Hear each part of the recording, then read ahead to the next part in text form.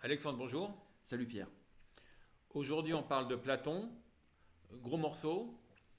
Un philosophe anglais, Whitebread, a dit que la philosophie occidentale se résumait à un ensemble de notes de bas de page dans l'œuvre de Platon. Donc c'est une manière de dire que Platon parlait de tout, qu'il a couvert tous les sujets, la morale, la métaphysique, la justice, le bien, le mal, l'esthétique, l'épistémologie. Donc Platon s'intéresse aux choses humaines. Avant Platon, on a parlé de mecs importants, Thalès, Pythagore, Parménide, Héraclite, Socrate, mais on a l'impression qu'avec Platon, il y a quelque chose de vraiment fondamental. C'est une espèce de passage de la préhistoire à l'histoire de la philosophie. Donc la première question que je te pose, c'est Platon, c'est un tournant, pourquoi et comment? Pourquoi? Parce que, en fait, il reprend ce qui a été fait avant lui, mais de façon synthétique en quelque sorte. Comme les présocratiques, il va proposer une cosmologie.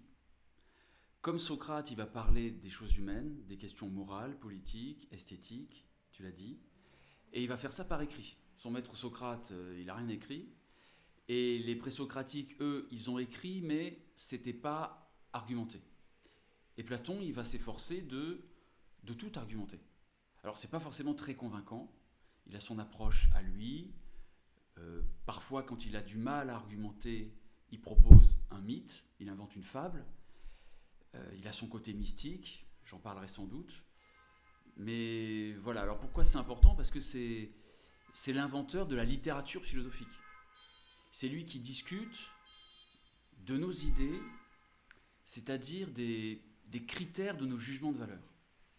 Alors, c'est pas une définition qu'on trouvera dans le dictionnaire, une définition de la philosophie qu'on trouvera dans un dictionnaire ou dans un vocabulaire technique de la philosophie. Mais j'aime assez cette définition. Moi, je pourrais la définir comme ça. Philosopher, c'est examiner de manière réfléchie et critique, si on veut, au sens de passer au crible, les critères de nos jugements de valeur. Voilà. Comme son maître Socrate, qui ne se demandait pas qu'est-ce qui est beau, mais qu'est-ce que la beauté. Il ne se demandait pas qu'est-ce qui fait. Pardon, il ne se demandait pas quelles sont parmi les choses que je vois celles qui me semblent belles, mais qu'est-ce qui fait que ce qui me semble beau est beau. Donc, quelle est la définition de la beauté? Quel est le critère de mon jugement esthétique?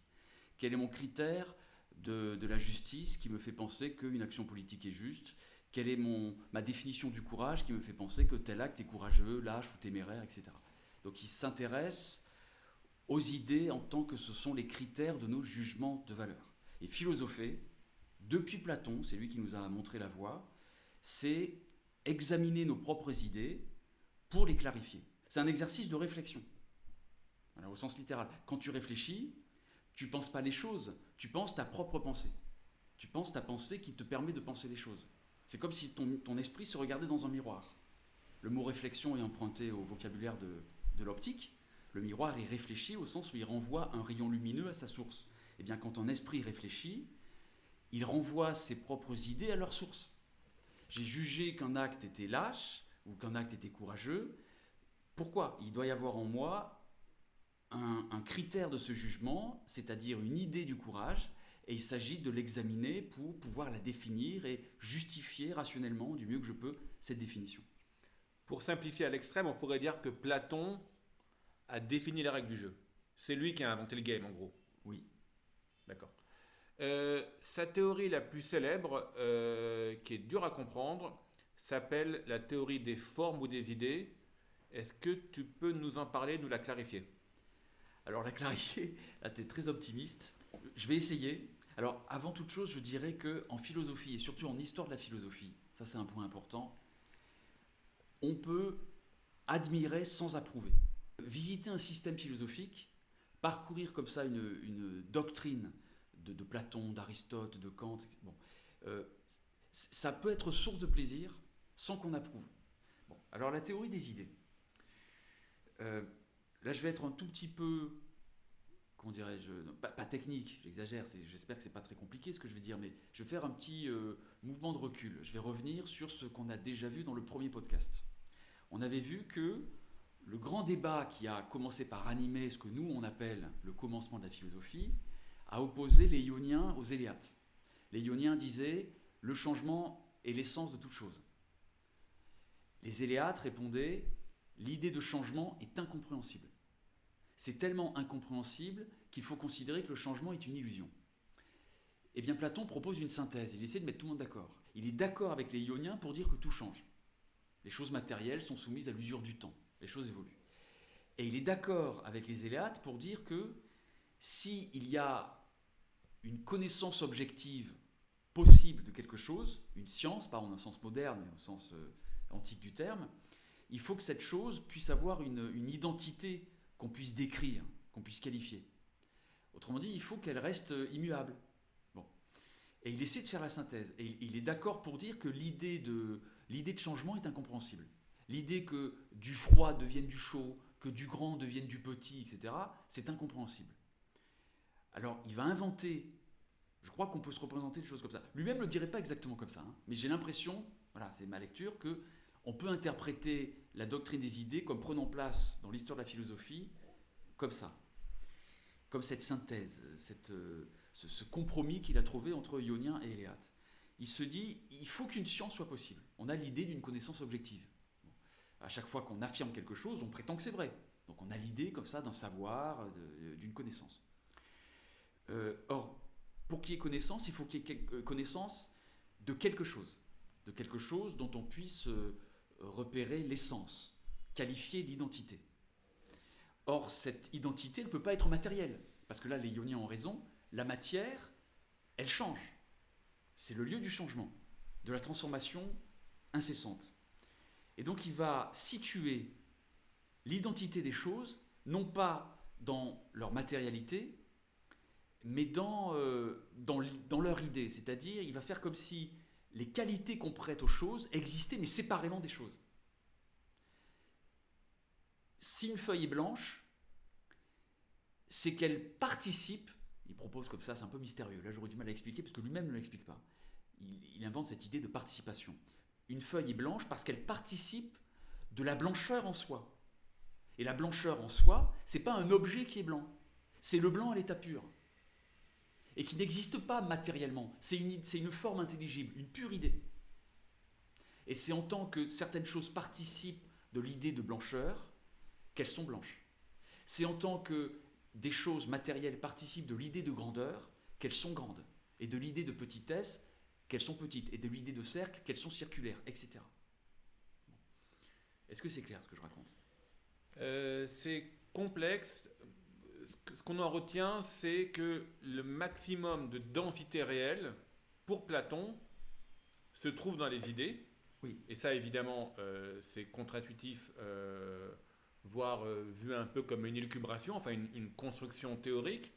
Et moi, je le comprends comme un passage, c'est-à-dire un moyen de rentrer dans l'intellectualisation. Une fois que Platon en dit ça, en quelque sorte, il civilise la pensée abstraite. À partir du monde des idées, on réfléchit à la justice en tant que concept, on réfléchit à l'esthétique en tant que concept. Donc moi, je comprends la théorie des idées, en tous les cas, ses conséquences, comme le début de la pensée abstraite. Est-ce que tu le vois un petit peu comme ça ? Oui. Oui. Et là, il est disciple de Socrate. On avait vu la dernière fois que Socrate procédait par ironie et par maïeutique. Mais il y a un troisième moment dans sa méthode, dont j'avais omis de parler, c'est l'induction. C'est-à-dire qu'à un moment donné, il essaie, comme tu l'as dit, comme tu l'as souligné, de faire un effort d'abstraction pour obtenir une idée générale. Par induction, c'est-à-dire il va collectionner des cas particuliers, et si possible opposés, mais des cas particuliers d'un même genre, pour essayer de définir ce genre, pour essayer d'en faire une idée générale, ce qu'on appellerait aujourd'hui en philo un concept. Et c'est exactement ce que va faire Platon. Il prend le relais de Socrate ici. Et effectivement, il ne va pas s'intéresser aux cas particuliers, il va s'intéresser aux abstractions. Et tu l'as dit, et j'ai oublié de le souligner, en effet, c'est là que ça paraît étrange, c'est là qu'il y a un côté mystique, il accorde davantage de réalité à ces abstractions qu'aux choses matérielles qui participent à ces abstractions. Alors ça ne veut pas dire que les choses matérielles n'existent pas. Elles existent, elles sont réelles, mais moins réelles. En philosophie, là c'est un peu technique, mais on parle d'ontologie, c'est la science de l'être en tant qu'être, et disons que les idées sont ontologiquement plus denses que les choses matérielles. Et les choses matérielles ne sont que des reflets, plus ou moins pâles, plus ou moins fidèles, des idées qui sont la réalité ultime. Bon, alors c'est difficile à justifier, je ne peux pas le faire autrement que... non, j'ai du mal à le faire, à vrai dire. J'ai du mal à le faire. D'accord. Donc Platon, c'est fort parce que il y a plein de contenus sur plein de nouvelles disciplines qui vont occuper les philosophes pendant 25 siècles. Et c'est aussi très fort parce que c'est le premier. En fait, c'est l'inventeur. Ça part de lui. On peut peut-être parler de deux, trois concepts de Platon. Par exemple, il y a un truc qui est intéressant et amusant, c'est l'anneau de Gygès. Est-ce que tu peux nous l'expliquer? Oui, l'anneau de Gygès. Alors j'avais expliqué la dernière fois que pour Socrate comme pour Platon, la justice est un bien. En quelque sorte, la justice, au sens individuel du terme, et pas seulement social, c'est la santé de l'âme. Une âme en bonne santé, c'est une âme juste, c'est-à-dire une âme harmonieuse. Bon, une âme harmonieuse, alors qu'est-ce que ça veut dire?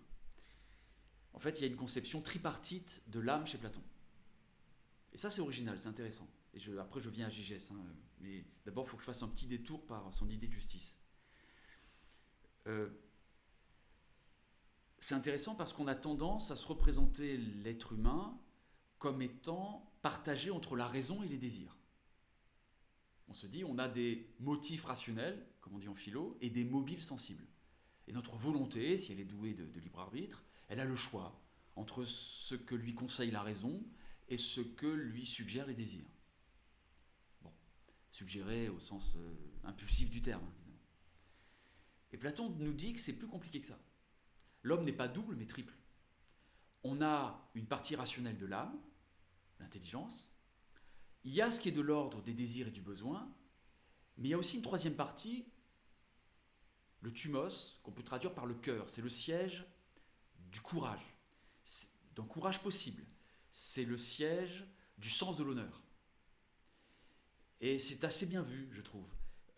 Il nous arrive de faire des choses parce qu'on cède à l'attrait d'un plaisir facile, parce qu'on est mu par un désir, mais il nous arrive aussi d'agir, ni parce qu'on est mu par un désir, ni non plus parce qu'on est motivé par un conseil de la raison, mais simplement parce que le sens de l'honneur en nous indique une troisième voie. Et une âme juste, aux yeux de Platon, c'est une âme en harmonie, c'est-à-dire que les rapports entre ces trois instances, l'intelligence, le cœur et les désirs, sont hiérarchiques et non pas séditieux. Ça veut dire que l'intelligence commande au cœur et le cœur commande au désir. Alors c'est possible si chaque partie est elle-même vertueuse. La vertu de l'intelligence, c'est la sagesse, la sophia. La vertu du cœur, c'est le courage. Et la vertu du désir, c'est la tempérance. Et c'est parce que le courage est soumis à la sophia qui peut prendre le dessus sur les désirs. Qu'est-ce qui peut nous motiver à aller contre un désir, même si celui-ci est très fort? C'est le sens de l'honneur. Il y a un déshonneur à se laisser aller aux parties les plus basses de notre être et à honorer la partie la plus haute, la sophia. Donc c'est central, pas seulement en un sens hiérarchique, voilà, c'est le deuxième étage des trois étages de la structure humaine, si tu veux, le cœur, mais c'est aussi central pour comprendre ce que peut être la justice. Alors j'en viens à Gygès. En gros, et c'est là que Platon est génial, quand même, notamment, pas seulement, mais notamment, il arrive à donner, je vais parler comme Nietzsche, il arrive à donner des armes de lumière à ses adversaires. C'est-à-dire qu'il donne à un adversaire un argument en or. L'anneau de Gygès, c'est un mythe qu'il invente pour donner à un adversaire, là on est dans le livre 2 de la République, un argument qui serait l'argument de l'avocat du diable. La doctrine de Platon dit que, comme la justice, c'est la santé de l'âme, c'est un bien auquel, en réalité, au fond de nous, nous aspirons. Et là, il va donner la parole à un adversaire de Socrate qui dit mais ça c'est de la blague. Ce n'est pas vrai que les gens espèrent être justes. Ce n'est pas vrai que les gens recherchent d'être justes. Et la preuve, je vais te raconter une fable. Quelle est cette fable? En 2 mots. Gigès, c'est un berger. Un berger qui a une excellente réputation dans le milieu des bergers. C'est un gars vraiment sympa, qui est bien sous tout rapport, d'une honnêteté remarquable. C'est vraiment l'homme vertueux que tout le monde apprécie. Et une fois l'an, il se donne rendez-vous entre bergers pour se livrer comme ça à quelques festivités, faire le bilan de l'année, tout ça, boire, manger. Donc il se rend à cette réunion et il s'aperçoit, bizarrement, que par moments, les convives parlent de lui comme s'il n'était pas là. Il s'en étonne et au bout d'un moment, il comprend pourquoi. Il se fait qu'avant de se rendre à ce rendez-vous, par hasard, après un tremblement de terre, dans une faille, il voit un objet brillant, il descend au fond de la faille et il trouve un anneau qui glisse à son doigt. Il est content d'avoir un beau bijou à la main. Et il s'aperçoit au cours des festivités qu'en tournant le chaton de l'anneau à l'intérieur de sa main, il devient invisible. Et quand il le tourne à l'extérieur, il redevient visible. Et c'est pour ça que les gens parlent de lui, en ne disant que du bien de lui, parce que c'est un gars sympa, que tout le monde apprécie, qui est un modèle d'honnêteté, etc. C'est pour ça que les gens parlent de lui comme s'il n'était pas là. Bon. Eh bien, ce Gigès, nous dit l'adversaire de Socrate, qui va s'apercevoir qu'il a ce pouvoir, grâce à l'anneau, d'être invisible. C'est-à-dire de faire des actes sans que personne sache ou puisse savoir que c'est lui qui est l'auteur de ces actes. Eh bien, à partir de ce moment-là, ce Gigès, qui jusqu'à présent était le plus vertueux et en apparence le plus honnête des hommes, va s'autoriser à voler, à violer, à tuer. Il va commettre les pires injustices pour pouvoir dominer les autres hommes. Et l'idée de l'adversaire de Socrate, c'est de dire, si nous avions l'anneau, mon cher Socrate, nous ferions tous comme lui. Nous sommes tous des Gigès en puissance. Ça veut dire que ce que tu prends pour la justice, en fait, c'est du fake, c'est du bidon. On a juste peur de l'opinion publique, de la pression du regard social. On a peur d'être pris et puni. Mais sitôt qu'on est certain de pouvoir agir sans être pris et puni, alors là, c'est open bar. Et là, on se permet les pires injustices. Donc Platon s'est auto-coincé avec un argument avocat du diable, et d'ailleurs un argument, on s'est tous dit jeunes, est-ce que je ferais ça si j'étais invisible? C'est un truc qui est assez enfantin, assez intuitif, et bon, c'est brillant qu'il y ait pensé il y a 2500 ans, mais c'est presque un truc d'enfant. Et il a un contre-argument à ce contre-argument? Là, j'ai du mal à le suivre. Non, tout ce qu'il a opposé, c'est une profession de foi. Il fera la même chose dans la 3e partie du Gorgias. Ça aussi, c'est un dialogue de Platon dans lequel il donne à son adversaire des armes de lumière. Dans la 3e partie, Socrate discute avec un certain Calliclès. Et là aussi, Socrate n'arrive pas à trouver l'argument qui tue l'adversaire. Le killer move, comme on dit aux échecs. C'est ça aussi Platon. Il a cette élégance-là, il nous plonge au cœur du réacteur, il pousse jusqu'à son point d'incandescence un conflit, mais c'est là...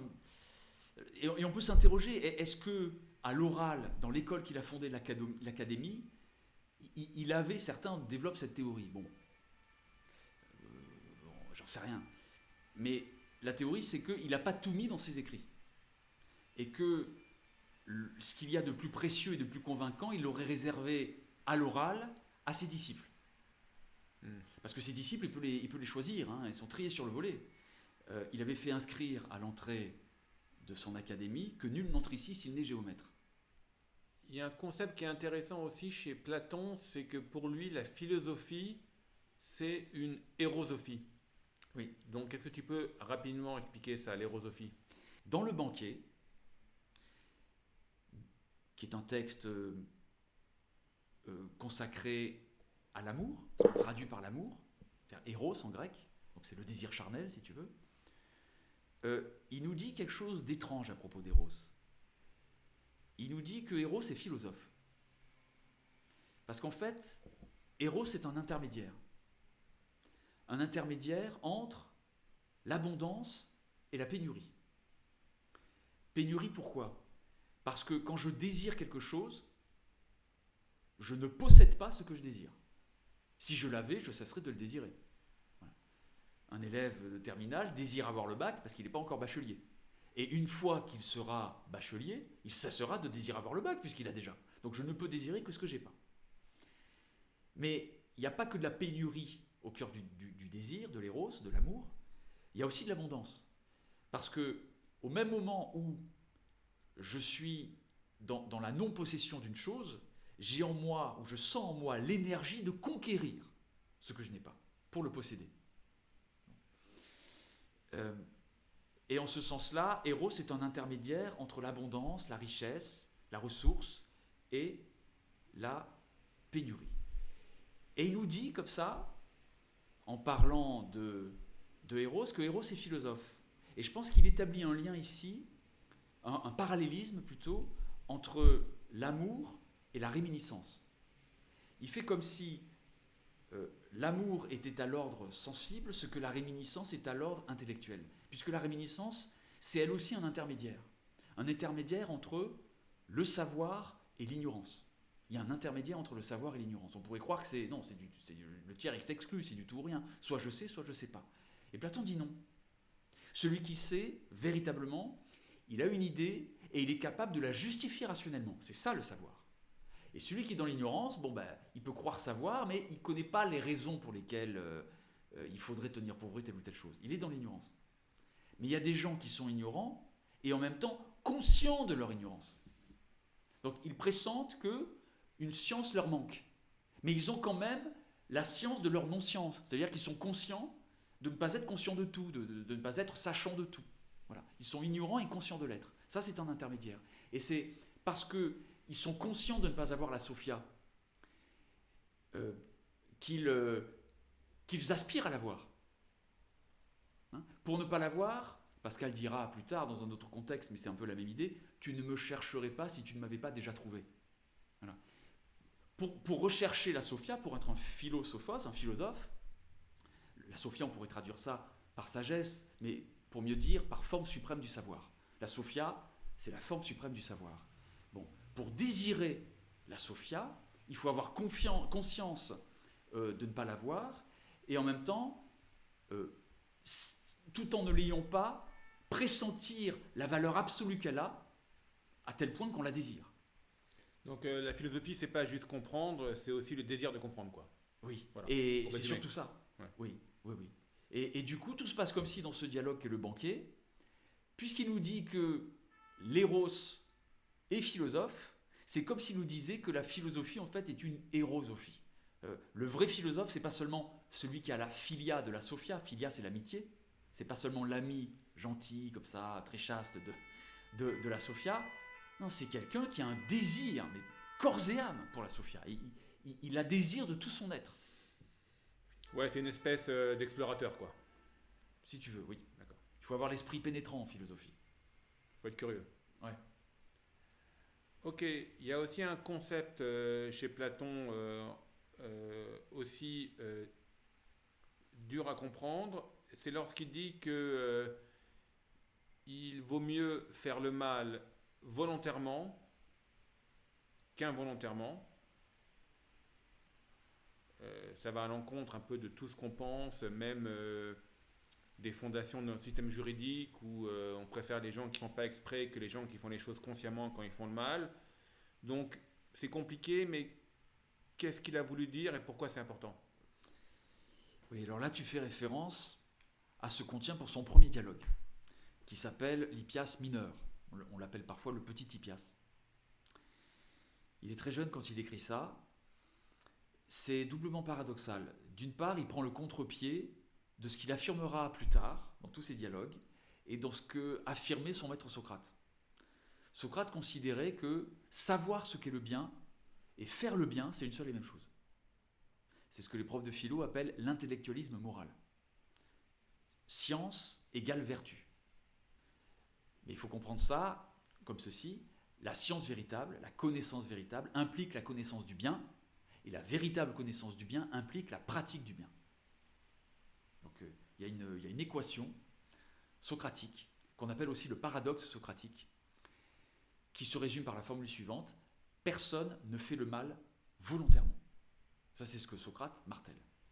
Et comme tu le dis, de façon très étrange, dans le premier dialogue que Platon a écrit, il soutient la thèse selon laquelle celui qui fait le mal volontairement est supérieur à celui qui le fait sans le vouloir. On se dit, mais du coup, on peut faire le mal volontairement, contrairement à ce que Socrate affirme, et contrairement à ce que Socrate affirmait, à ce que Platon, affirmera plus tard. Bon. Alors, je vais procéder en 2 temps, j'essaierai d'être bref. D'abord, je vais dire comment on peut comprendre le paradoxe socratique, et ensuite, qu'est-ce qu'a voulu dire Platon. D'abord, le paradoxe socratique. On est tous, confrontés à l'expérience selon laquelle, je vais parler comme Ovide, je vois le bien et je l'approuve, pourtant je fais le mal. Et cette expérience, très banale, précisément la maxime de Socrate selon laquelle personne n'est méchant volontairement, nul n'est méchant volontairement, personne ne fait le mal volontairement, cette maxime prend le contre-pied de cette expérience qu'on fait tous. Alors qu'est-ce qu'a voulu dire Socrate ? On pourrait croire, il y a plusieurs hypothèses, on pourrait croire que le savoir de ce qu'est le bien ne relève pas de l'intelligence, mais relève du cœur. Du coup, comme je suis touché en plein cœur, dans ma sensibilité par le bien, ensuite je ne peux que le faire. Ce serait convaincant, ce serait cohérent, disons, ce serait moins paradoxal. Le problème, c'est qu'il n'y a pas d'appui dans les textes. Dans ce qu'on sait de ce qu'a dit Socrate, pas seulement chez Platon, mais aussi dans les mémorables de Xénophon, ça colle pas. Donc Socrate a dû vouloir dire autre chose. Donc, l'interprétation qu'on pourrait privilégier, c'est la suivante. La volonté à laquelle fait référence Socrate quand il dit que personne ne fait le mal volontairement, c'est la volonté qui est l'expression de la raison. C'est-à-dire de la raison en tant qu'elle s'applique aux vérités morales, autrement dit notre conscience. La volonté ici, qui serait notre volonté authentique, ce serait la conscience que l'on a de notre devoir. Et ça se distingue d'une autre volonté qui serait l'expression de notre sensibilité. Je veux faire ce qui me séduit, ce qui me procure une satisfaction facile, rapide, etc. Ça veut dire que quand je fais le mal volontairement, en fait, ce volontairement renvoie à la volonté qui est expression de la sensibilité. Ça veut dire que quand je fais le mal volontairement, je trahis ma volonté réelle, authentique, qui est la voix en moi de la conscience, de mon devoir, et qui serait, cette trahison serait en fait une aliénation. Voilà, je suis comme étranger à moi-même, c'est-à-dire que je trahis ma volonté profonde et réelle. Bon. Voilà pour le paradoxe socratique. Alors toujours est-il que dans le premier dialogue de Platon, l'Hippias mineur, il prend le contre-pied de cette idée. Alors comment comprendre ça ? En fait, tout se passe comme si Platon avait confondu 2 sens de l'adjectif moral ou honnête. Il fait comme si moral voulait dire être moralement bon.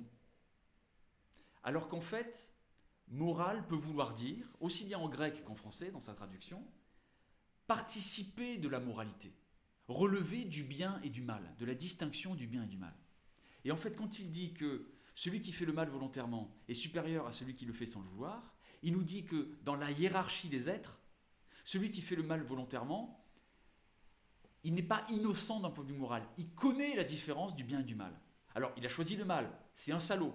D'accord. Il est à mettre dans le camp des malhonnêtes et des injustes. Ok, on peut le blâmer. Sans doute qu'on doit le blâmer pour ça. Mais celui qui fait le mal sans le savoir, on ne peut pas, c'est vrai que spontanément, on a envie d'innocenter. Du coup, on se dit c'est pas sa faute. Mais dans la hiérarchie des êtres, par rapport à celui qui connaît la différence du bien et du mal, c'est un ignorant, on pourrait presque dire, c'est un crétin. Dans l'ordre de la moralité, dans l'ordre de la connaissance du bien et du mal, c'est un crétin. Enfin, moi, je le comprends peut-être plus simplement que toi. Je me dis que pour Platon, un élitiste qui fait rentrer que les géomètres dans son gymnase, un Aristo, un mec qui a développé des théories très intellectuelles, vaut mieux être un intelligent salaud qu'un crétin gentil. Oui. Tout simplement, enfin, on peut le dire comme ça, non ? Tu l'as mieux dit, oui. Ouais, d'accord. Oui, voilà. Mais ça faisait débat à l'époque, tu sais, et ils étaient pétris de culture homérique. Les 2 éducateurs de la Grèce antique, c'était 2 poètes, disait-on, Homère et Hésiode. Donc Hésiode, on lui doit la théogonie notamment, les travaux et les jours. Dans la théogonie, il propose une généalogie des dieux. Bon, donc c'est vraiment l'auteur de la mythologie officielle, on pourrait dire. Et puis Homère, c'est évidemment l'Iliade et l'Odyssée. Et il y a des héros dans l'Iliade. Il y a Achille et il y a Ulysse. Et une des conversations préférées des Grecs, c'était quel est ton héros préféré? Comme les amateurs de foot aujourd'hui peuvent se demander qui est le meilleur de Maradona ou Pelé, de Cristiano ou Messi, à l'époque ils se demandaient mais c'est qui ton préféré? C'est Achille ou c'est Ulysse? Et la plupart répondaient Achille du reste. Parce qu'Achille au moins il est véridique, il est franc, et puis c'est le plus courageux. C'est un homme en colère, mais c'est un homme dont le courroux, c'est-à-dire la colère, se fait courage.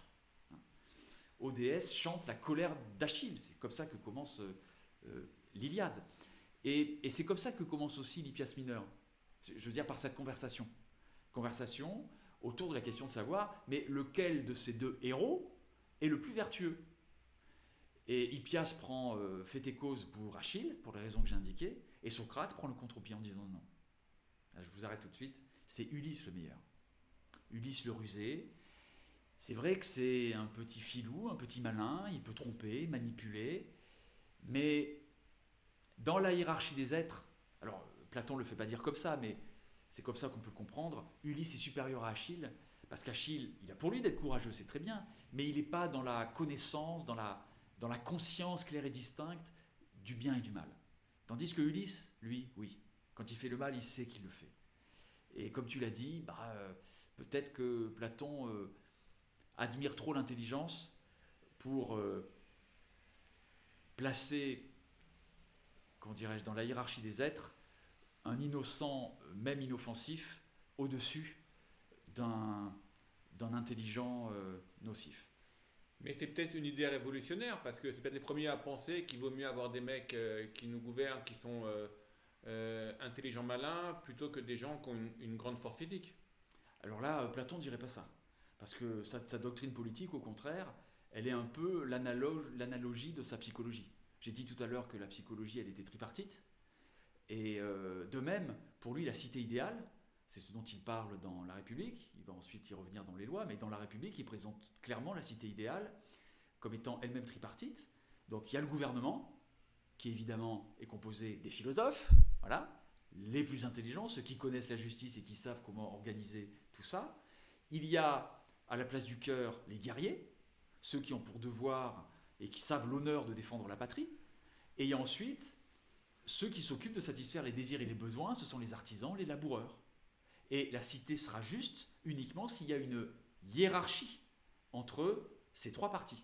Il faut que le philosophe gouverne, que le guerrier soit soumis au philosophe, assure la sécurité de tous, et que les artisans comme les laboureurs s'occupent de satisfaire les besoins de chacun. Alors, là où il est beaucoup moins sympathique d'un point de vue démocratique, certains, comme Karl Popper d'ailleurs, en ont fait le premier théoricien du totalitarisme. Il nous propose une théorie totalitaire. Parce qu'il considère que pour arriver à cette cité idéale, il faut réaliser deux choses. En finir avec la propriété, sauf, je crois, pour les classes les plus basses. Peut-être que c'est par leur sens de l'intérêt bien compris que les artisans, les laboureurs seront motivés. Bon, mais s'agissant des guerriers, à qui doit suffire le sens de l'honneur, le courage, et s'agissant des philosophes, à qui suffit la sophia, la propriété privée est inutile. Donc on supprime la propriété, et on supprime aussi la famille. Il faut que chaque enfant soit élevé dans le respect de la cité, dans la conscience qu'il n'est que la partie d'un tout, et que ce qui prévaut, c'est l'harmonie du tout. Donc il ne faut pas qu'il soit le petit chouchou de maman, qu'il connaisse le goût du privilège, tout ça gâterait le projet, etc. Donc on est en plein délire là. Enfin, je veux dire, c'est du...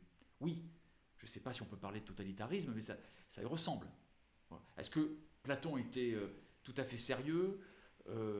Est-ce qu'il faut prendre cette doctrine politique comme une manière détournée de nous parler de la justice individuelle, c'est-à-dire de la santé de l'âme, non pas de l'harmonie politique, mais de l'harmonie psychique? Je ne sais pas, chaque interprète y va de son interprétation ici.